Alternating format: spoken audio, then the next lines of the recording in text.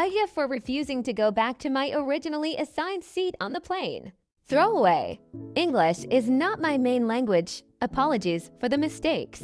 I31F was traveling today with my 19-month-old son on a plane on a 3-hour flight.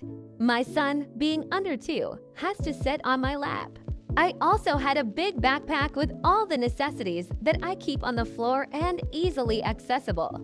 It can get crowded fast, but it's just how it is when you travel alone with a young child. I got assigned a random C12C at checkup and ended up being in a row with no other empty seats.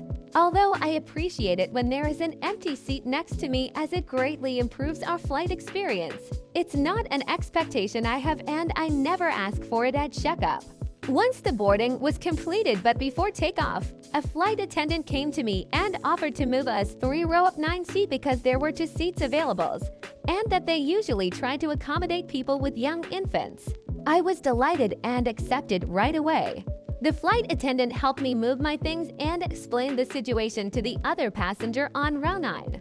The passenger did not appreciate it at all. She started complaining to the flight attendant that she was planning to sleep on the flight and that it would be impossible now.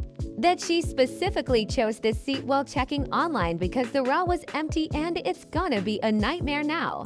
The flight attendant simply explained that both my seats old and new are standard, that the woman only paid for her own seat and that their policy is trying to accommodate young parents if possible.